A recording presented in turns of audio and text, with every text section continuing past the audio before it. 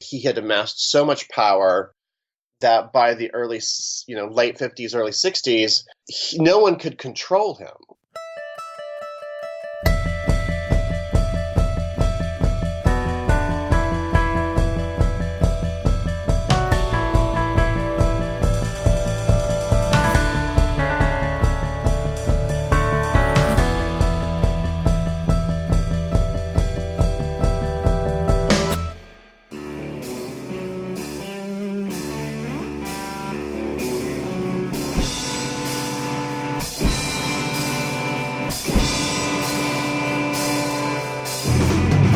Robert Moses is so ingrained in the history of New York City.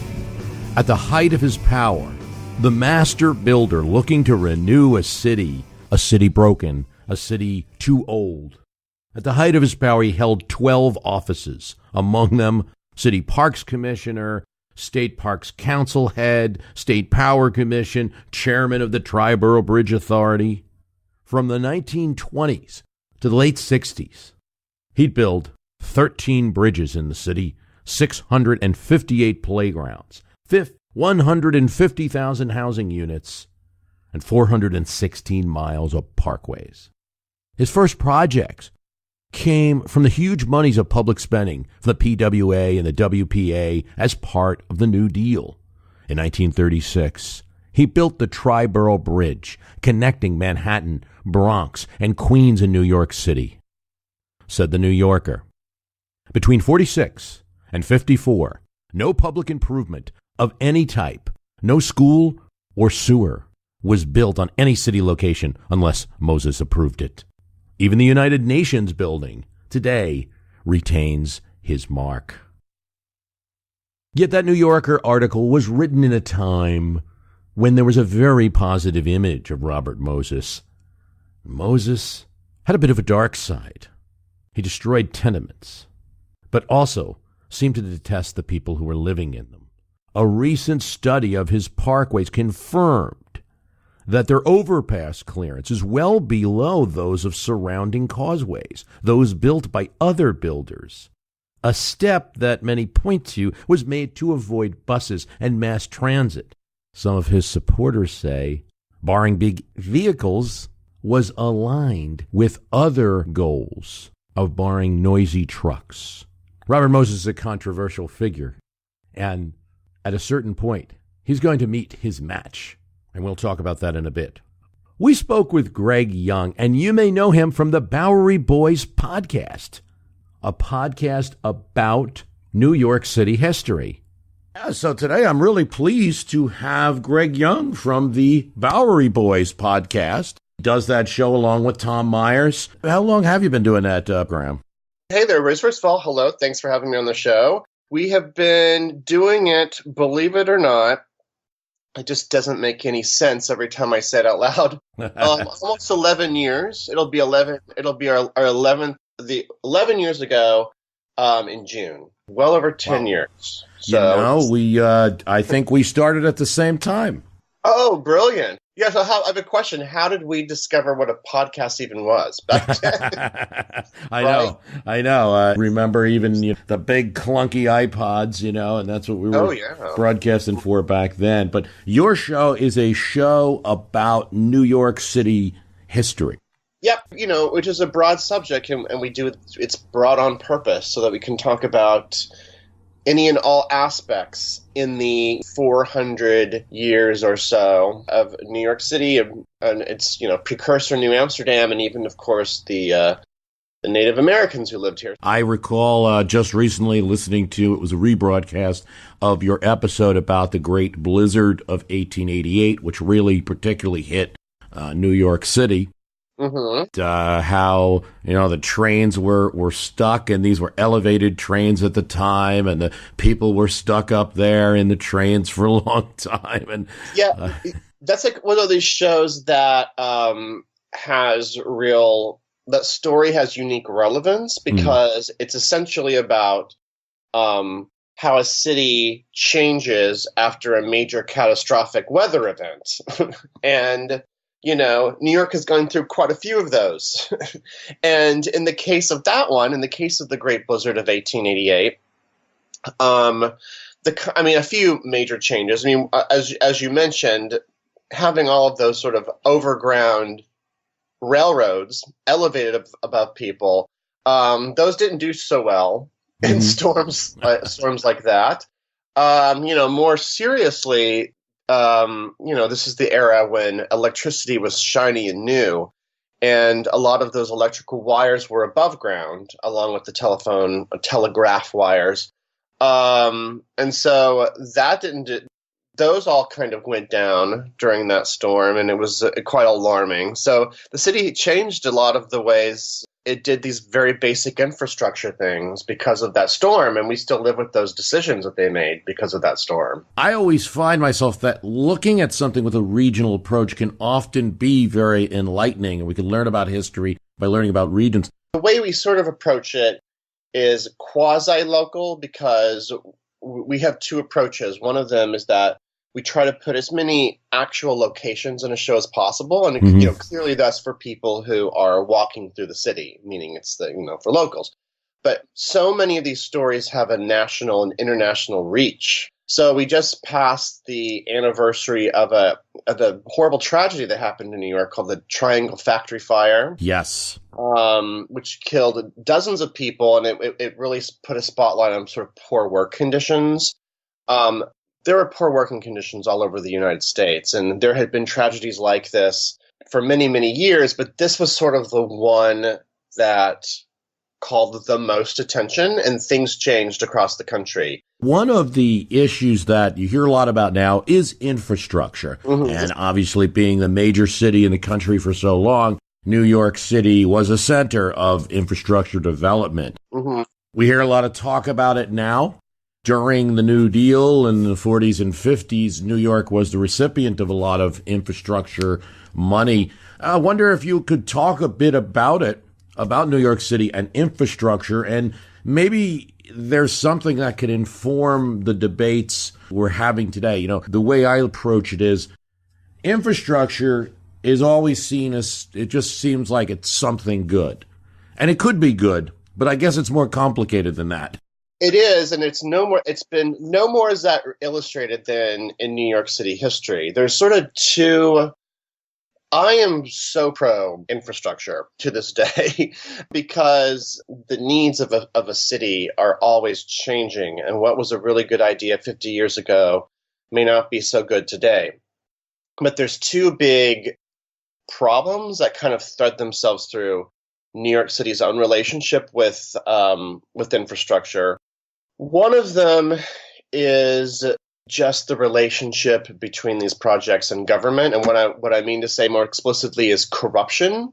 In the 19th century, in particular, certainly happens in the 20th century, and even today, and on certain levels, these infrastructure projects like Central Park and the Brooklyn Bridge weren't just seen as a way to make the city better, but they were seen as a way to enrich those sort of in the upper corridors of city government that were in charge of this huge network of graft and payoffs and kickbacks. A project could be outlandish, would be 5 times more than it actually needed to be because of all the different kind of like payoffs that happen. The most famous example of this, of course, is Boss Tweed and the Democratic machine Tammany Hall, which, lined their pockets for decades on all sorts of infrastructure projects, from those elevated trains to the development of bridges and eventually tunnels. That's one concern. Is an infrastructure project being done altruistically, or is it being done to kind of like enrich those people who are voting for it and putting it into process? The second thing is, are these infrastructure projects, are they good for all New Yorkers? Are they good for all the people in which they're going to be developed for, or only for one section or one segment? And that's the kind of thing, those are kind of the issues that you come across in the 20th century. And in particular, we can spend a few moments talking about the Bowery Boys' pet history figure, the one who pops up the most, and his name is Robert Moses. So Moses is really responsible for many of the great infrastructural projects in New York in the 20th century. Pretty much everything that you can complain and bitch about today in the 21st century was something that Robert Moses dreamt up in the mid-20th century.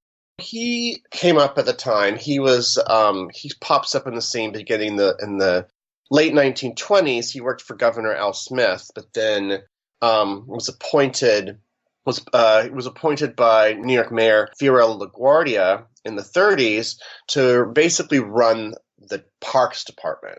And from there, he just began amassing different kinds of power so that he essentially could craft the city of his own desires. 1920s, 1930s, he's coming into prominence in a period of the automobile. And everyone thought this was the direction that the world was going to go. And in fact, in many ways, it did. And in many ways, the automobile made New York a great place. But Robert Moses kind of exploited this idea or saw it into fruition over the next few decades. It's a very mixed legacy, shall we say, because he built a vast system of subways and bridges and came up with very clever and ingenious ways of paying for those, using fare money from bridges like the Triborough Bridge, but also primarily using, after the Great Depression, there was all of this government funding that he could now use. And he got very, very good at being able to find ways of using government funding for these projects that he wanted to build.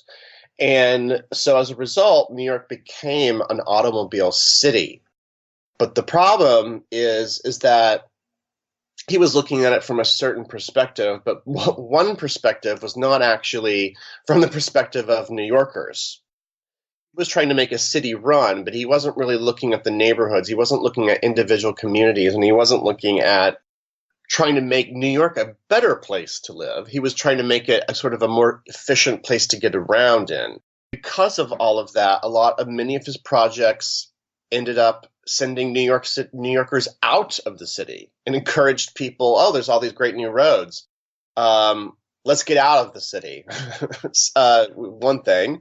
And then another, more seriously, is his projects were often very prejudiced, were often not for everyone in New York, but for certain classes in New York. You can see how this plays out in everything from his Long Island parks and his parkways. It's to take you out of the city, first of all, in an automobile, which not everybody's going to have in the 30s and 40s. Exactly. Only people of a certain wealth class had them, and some of his early projects in Long Island, such as Jones Beach and all those, those are really impressive, great places for the public, but a lot of the roads and the overpasses, and the bridge that he built, you can't take a bus on them. They're too low. So that is you can only go out here if you have a car. Then it gets a little bit more fraught once you get to the 50s and the 60s, and he has amassed an immense amount of power. And there were just a series of mayors that were kind of he could really sort of call the shots.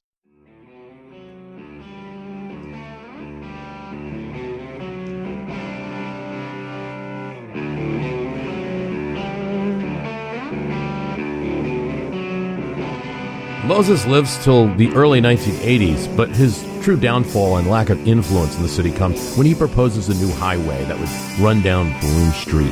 The Lower Manhattan Expressway, which was to be built in the 1950s, was to be a 10-lane elevated highway. The Cross Bronx Expressway was 6 lanes that would cut through the neighborhoods of Soho and Little Italy and destroy the iconic Washington Square Park in the Village. He didn't care. I guess that's perhaps one of the things to take away with Robert Moses, is that it didn't bother him because he was just trying to make things efficient. The plans have been delayed for several years. We're picking up steam again. Moses wanted better access and a Fifth Avenue address to a massive urban renewal project that he was doing just south of the historic Washington Square Park. Jane Jacobs and her neighbors wanted to protect the park where she brought her kids to play. Here's what Henry James, author of a novel about Washington Square, said about this historic park. It was a place of established repose, as if the wine of life had been poured for you in some pleasant old punch bowl. Wharton, Whitman, Poe, Crane were drawn there. Then came the artists, de Kooning, Hopper, Pollock, Kerouac, Dylan, Baez, Peter, Paul, and Mary. Home to protest, marches, riots. The park had come to symbolize free speech. But for most, it was just a place to hang out.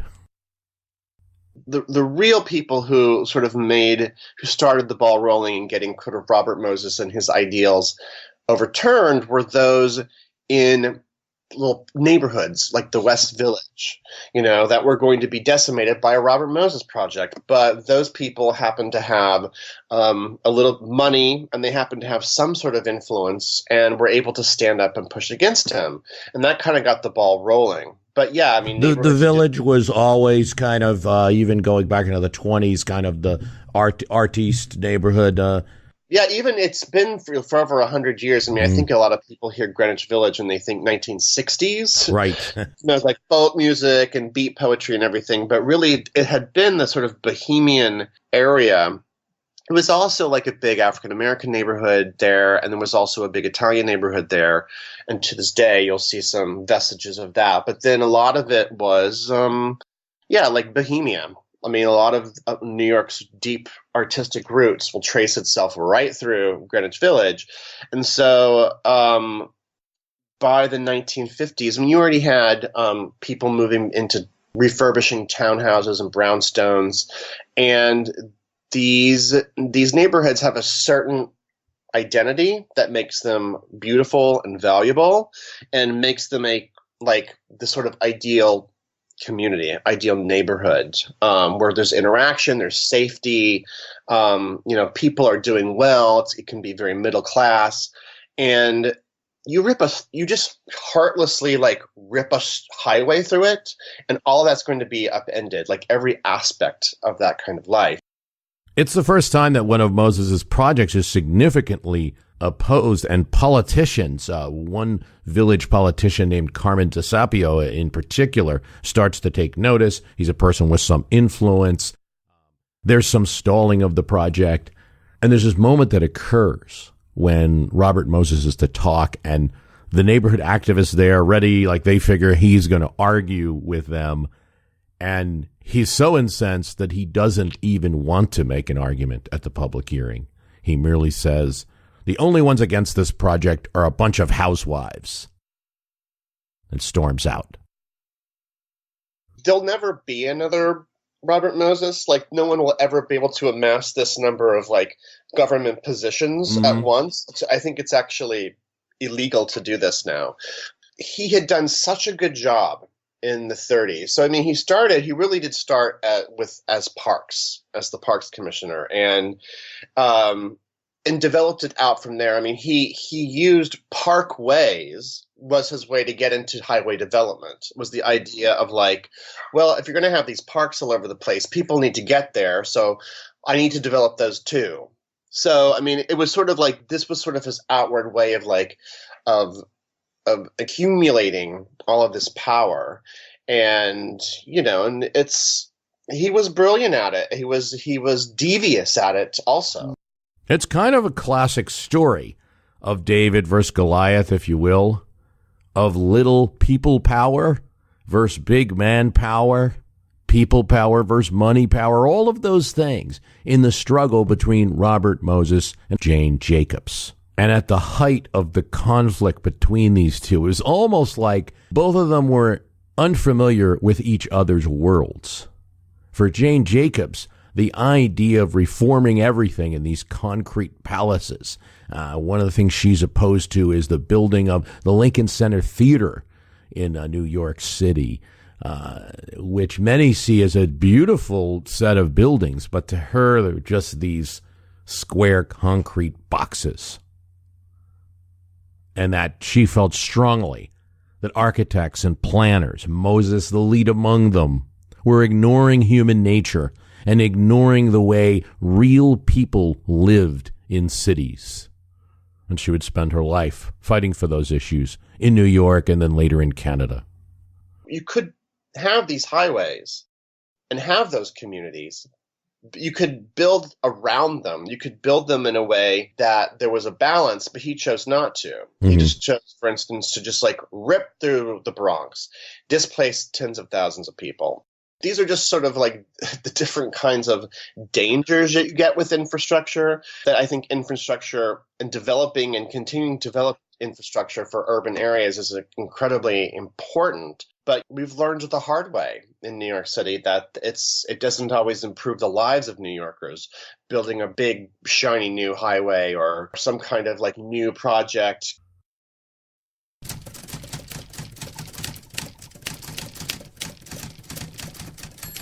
But for all his greatness, Robert Moses may have been brought to his downfall by a single typewriter key. We mentioned how Jacobs kind of had the people power and Robert Moses the power of the big money and the influence. One of the things that Jacobs does is she has spies and activists who are watching things very closely, watching for any developments, and of course, letting politicians know how they feel and creating an awful lot of trouble for politicians who previously had sided with Moses, and it was all upside for them. Moses was a very influential person, and he had the connection of other people that could do right by the politicians. Now, there was a downside to supporting Moses. And these activists would be at City Hall quite a bit. When Moses would try to sneak in a plan, which was one of his tactics, he would sneak in a plan with little notice and then bring the project to a hearing, hopefully with no one showing up. The activists at City Hall would find out. In fact, there were tipsters who were even working at the City Hall who were part of the project. In the second iteration of the plan, Moses and his allies, realizing that community groups were helpful in this battle and that there was a war, decided to create community groups of their own. These days we have the term, fake news or astroturf to describe groups that kind of aren't really representing any part of the community but have a name like Community for Progress and things like that. But when the press releases for some of these community groups came out, they noticed that there was a faulty R key on the typewriter. And this was true of this public relations firm and also of these community groups. So one of Jane Jacobs' spies volunteered to visit the public relation firm, and he noticed a telegram from Rose Associates on a desk. Rose Associates, David Rose Associates, was a developer who had been chosen to undertake the project. Jane Jacobs came to the next public meeting armed with this evidence of a backroom deal. It's the same old story, she says. First, the builder picks the property, then he gets the planning commission to designate it a slum, and then the people get bulldozed out of their homes. There's a lot of factors that went into his downfall, but a lot of it has to do with New York's own financial crisis that happened beginning in the 1960s, of which, he certainly played a role in the city's downgrade by that period of time.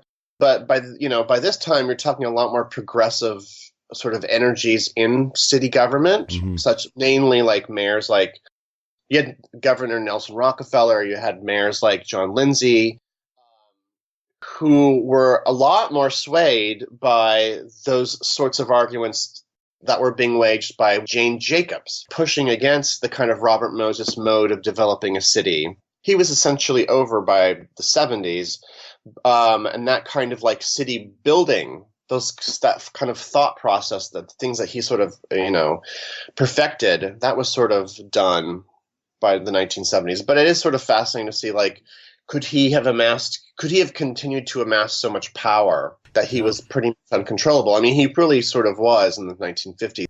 Was he at all, and I'm asking because I'm not as much familiar with his story, was he at all corrupt? Well, that's the thing. Not in the traditional, not in that old 19th century concept of like getting paybacks or whatever. And that was still going on in New York in the 20th century, trust me. And I'm sure he was able to maneuver through that. And he wasn't, for instance, he didn't own the companies that did the work. He didn't put money in his, any more than, say, his salary or whatever project fees he got. He didn't, like fill his pockets. Oh, yeah. He wasn't like, he didn't have like a controlling interest in a concrete company or for instance.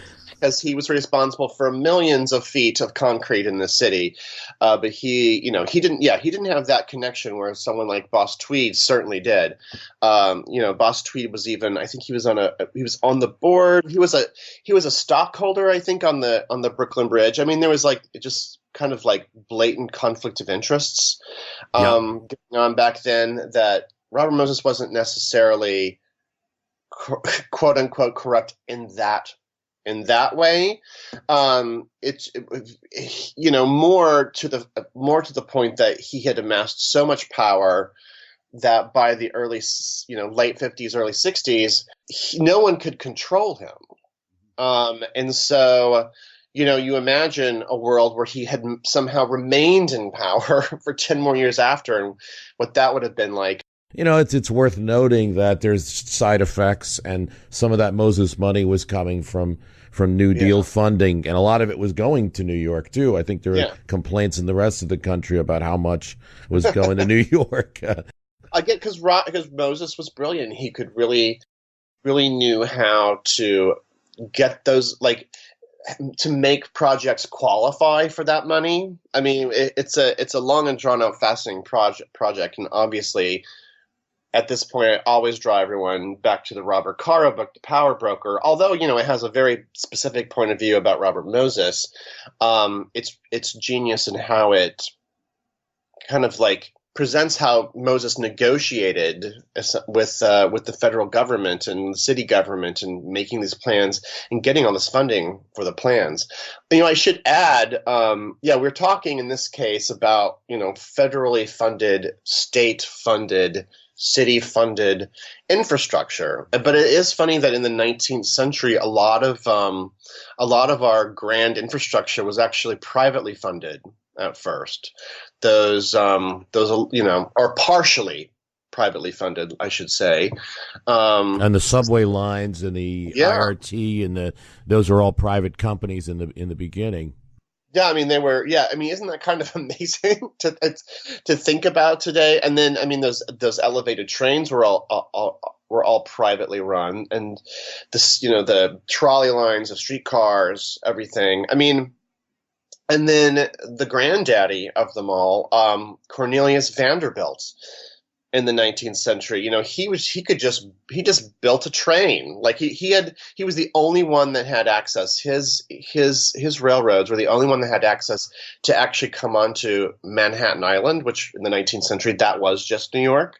So I mean, it's just amazing how much of the infrastructure was developed by private operators who didn't really have the needs of New York City necessarily in mind. So yeah, it's a useful critique, I think, when evaluating an infrastructure policy as discussions start, if they ever get started on this particular round of infrastructure discussion.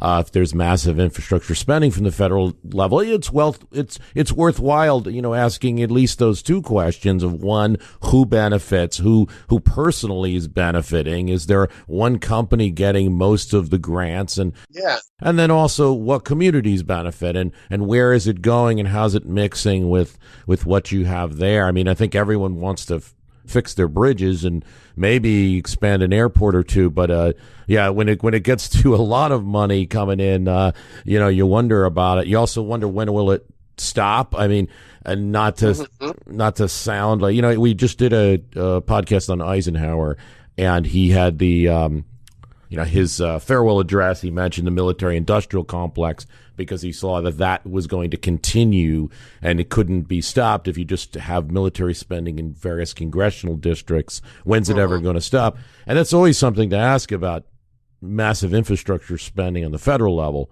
We all have a few pet projects we want, but then when will it ever stop? I mean, these are all valid critiques. infrastructure is, in a way, the ultimate subverting of democracy, because to build a road, you're going to go through something. So someone's not going to like it no matter what you do. Sure. Yeah. I right here, I'm recording about a block away, actually. You can't hear it because there's nice soundproofing around here, but the BQE, the Brooklyn Queens Expressway, which is a tried and true Robert Moses creation, is built through here. And before this was built, on the other side of that BQE is a neighborhood called Red Hook, which was an old kind of 19th century shipping porting neighborhood.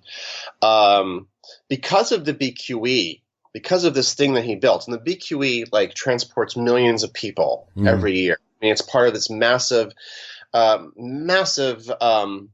interstate program. It's hugely important for the transportation of people, the moving around of people, but it cut Red Hook off, like it just like a limb. In Red Hook, you can't get to Red Hook by the subway. And so it ripped out like the main thoroughfare, like Hamilton Avenue, ripped it out. And then as a result, I mean, the neighborhood was already like doing pretty badly. I mean, it was, the people who lived there were abandoned by this decision. And I mean, there's always going to be, yes, you're totally right in these infrastructure projects, there's always going to be people who lose their homes. There's going to be neighborhoods that get devastated. I mean, I think you bring up Brooklyn, and I think it's interesting because that is kind of the exploding area right now in terms of people wanting to live there. There's some of these issues. I hear things from people. I don't really go to Brooklyn much, but I hear things about a lot of construction, a lot of disruption. Oh yeah. So Brooklyn's going through this. There was like about 10 years ago, Brooklyn started to be properly gentrified, meaning that neighborhoods that were either kind of working class, middle class neighborhoods, those people got priced out of those neighborhoods. Or it would be cases like industrial areas where people weren't necessarily living, but those industries had closed or those had moved out of New York. So that people started moving into those and made them kind of like slightly more affluent enclaves, the rise of the hipster, whatever, that kind of thing. What you have now, you have that sort of gentrification now kind of working its way through various neighborhoods in Brooklyn. Those older gentrified neighborhoods, like Williamsburg being one example, are now going through a different kind of thing called sort of a hyper gentrification. And many areas of Manhattan and areas of Queens are doing this too, and even some parts of Brooklyn, where it's brand new constructions. The waterfront is being changed into like row after row of like really ritzy, high-priced condos. So that is, what that's doing though, to get back to this idea of infrastructure, it's putting a huge weight and burden, because now all of a sudden there are all of these people or a different, there's always been a lot of people in Brooklyn. It's a hugely populated place, but what it's doing now is it's bringing a lot of people with money into Brooklyn, and they're also bringing a certain set of demands with them. So what the city is doing right now is trying to juggle all these different things, and Brooklyn's it's a very fascinating. What's happening in Brooklyn is kind of happening all over the United States, though. There's a lot of so, because I think, as we spoke earlier, New York mirrors the other cities. I mean, San Francisco, going to hear the same thing about all the tech guys moving in, and I mean, it's insane. I mean, how do people pay the amount of money? I mean, like Brooklyn is bad enough. San Francisco is insanely expensive, and I mean, people could talk about these Brooklyn neighborhoods like they're quote unquote discovered, like the quote new hot neighborhood. People live in those neighborhoods. They've lived here for decades. There's neighborhoods that people have lived their whole lives in, and now all of a sudden these sort of new waves of gentrification are pushing them out because the rents are the rents are outrageous, and it's not just the rents. It's it's anything like the grocery store is expensive. I mean, I don't live anywhere near an inexpensive grocery store. There's a shift, and the thing is like a lot of the things that are being brought in by that are actually great. Crime does go down. The streets are cleaner or safer. They're well lit. There's a lot more amenities. There's a lot more people on the street. There's a lot more things to do. All of those things are good. And there are good aspects to gentrification if a city can handle it carefully and do it well. But what does concern me, and it's so funny because I recorded another podcast two days ago. I'm echoing the same statements, which is it can't go on like this forever. It's going to top out. And so then what happens? What happens when you have like 1 million luxury condos that have just been built? What's going to happen if New York experiences something like it did in the 1960s and 70s? Like if the good times slow down, let's just say. Yeah, no, that's certainly that's a concern too. Anytime something's built, concern that it's built right, and will it withstand not just the weather, but also population changes. I mean, I think this is a huge problem with projects built after some of the slum clearance laws of the 40s and 50s. And then these giant tower projects were built, which seemed like a great idea for service provision and for probably some budget reasons. But then when you start figuring crime into it, they were just created for horrible crime conditions. Yeah. And there's always these, a reminder to everyone that the voice you are hearing might be familiar to you if you listen to the Bowery Boys podcast. I'm talking with Greg Young of the Bowery Boys podcast. He does that show with Tom Myers.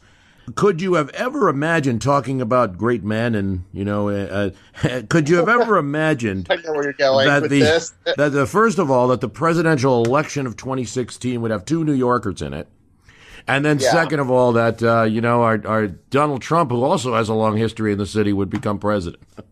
Back in 2011, I can't remember the episode number, but you can look through our back catalog. I actually recorded a whole show on Donald Trump in 2011, and it was because he was going to throw his hat into the ring in 2012. I don't know if anyone remembers that, but the election there eventually got us Mitt Romney. But so I decided to look at his sort of like his career in New York City. I could not have even imagined at that point. It's weird to listen to that show now because a lot of people will hate that show because they're just like, why did you do a show about Trump? I'm like, why not? Why not? He's a part of this. He and his father, Fred. Absolutely. You can't tell the story. We were talking about the downtimes of the 70s in the city, and you can't tell the story of the resurgence of the cities kind of starting in the 80s without talking about, I would talk about Koch too, but I think you have to bring up Trump and the father as well, as part of that story, and the Grand Hyatt and him taking that bet on that. I will give Donald Trump this credit. He decided to develop in Midtown Manhattan in the 70s. No one, everyone was writing off New York as, that New York was at its absolute lowest when Donald decided that he wanted to develop these hotel properties, these various properties in Manhattan. And, so that's really fascinating to me. It also is a reflection of his sort of psyche, I think, because his father made his money building mostly homes for working middle class people in in Brooklyn and in Queens. You'll go through many neighborhoods and there'll be Fred Trump buildings all over the place. So that's where they made their money. And so he was his father was a ruthless developer. It's totally like father, like son. And I think that, He also, his father made all these connections with sort of ruthless lawyers, and so that's another big element of what Donald Trump would do in the 80s and 90s, is that he would always enter these things with a sort of a network of sort of legal protections, and he would always be in court. He would always be suing people to kind of get what he wanted. I mean, the story alone of the whole situation with the Empire State Building is kind of amazing, because in the 90s, New Yorkers could wake up in the morning and have Donald Trump. It was Donald Trump versus the Helmsleys. Oh, right. Yeah. The big rivalry there. Yeah. Yeah. I mean, I don't want to we have a whole show on it. Essentially, the Empire State Building was owned by different people than the land. So it's a very long story of how that kind of happened. But there were always going to be some sort of disagreements. And so Donald was on one side and the Helmsleys were on the other. And let's just say, I mean, I think that, the Donald Trump that we see now, it's not a surprising person. It's, if you look through his history in the 80s and 90s and how he developed projects here, and he was a bit of ruthlessness as well. It's not a business that's one thing I'll say. It's not a business that allows for somebody to be very nice and respectful. You've got to deal with like workers and unions and deliveries and materials and be getting sued and big landowners and yeah. And let's just say that the temptations for being incredibly corrupt in today's real estate market are still there to a great degree. I mean, I do feel like there are companies, there are people who are attempting to do things more even-handedly. So I mean, it's not just like a whole world of corruption, but in the 1970s and 80s, real estate and real estate development was it was a little different than it is today, I think. So I mean, it is kind of funny that our country has elected a real estate developer when our whole country, like every major city, is dealing with this same sort of gentrification, hyper gentrification thing. That, real estate, that cities are being kind of boiled down to their value in real estate. So it's a good symbol, I think. It's very symbolic that he's our president right now. No, great point. Great point there. Well, here's a thought experiment, which I've certainly read about. If you think about who are our Vanderbilts in the 21st century, well, it's Mark Zuckerberg. It's Apple and Amazon, and so I mean, I've read a couple articles about sort of radically posed articles that are sort of interesting about the theory of like, isn't the internet now a public utility, and is that going to at one point be taken over by the government, and is that even possible? And I mean, it's fascinating to think of the Vanderbilts and the Morgans of the Gilded Age. Well, yeah. I mean, it's certainly viable thought.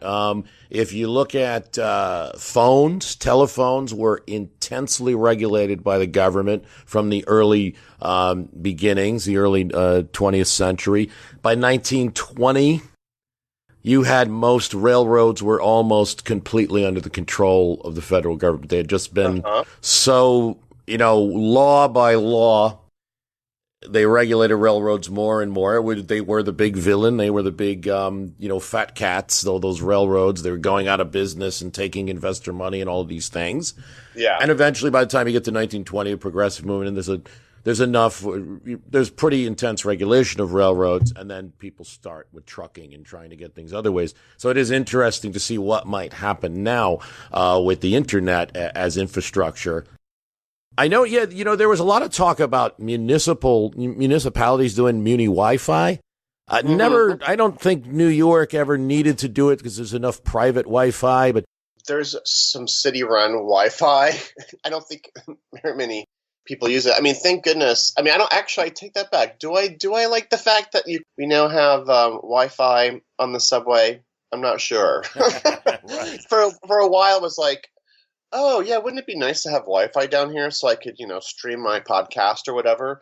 But now that you're getting it and people are taking phone calls on the subway, I was like, oh, I miss the days when this was like a zone, an internet-free zone, and we could just all be down here and inhabit a sort of like a 20th century world. Hey, we've been talking with Greg Young of the Bowery Boys podcast. Now, where can people get your podcast? Well, we're everywhere that podcasts, you can find podcasts. Just type the words Bowery Boys. And that name, we're named after a 19th century gang, although there was also a comedy troupe from the 30s that is also named after the gang. It was an actual street gang. And so we're on, iTunes, Overcast, Stitcher. We're on all, most of the places you can find podcasts. You can also go to our website, BoweryBoysHistory.com. And, we're on Facebook and everything, and on Twitter at Bowery Boys. Greg, thanks for coming on. My history can beat up your politics. No, thank you. It's been a blast. I love talking about these crazy Robert Moses and the gang. So thank you very much. You're welcome. Want to thank Greg Young for coming on the podcast. Please check out the Bowery Boys podcast, New York City history. I think you're going to like it a lot if you're a lover of history. You know how often New York City comes up on this cast in one form or another. During the 19th century, it was like almost an eighth of the population lived in that one place. So it's very important for some of the presidential elections. They talk about everything, and it's really a history of America. A reminder about the premium podcast, www.myhistorycanbeatupyourpoliticspremium.com. Thanks so much for those that are supporting the program with the premium podcast. They're getting more episodes, and they're also helping me out. Thanks for listening.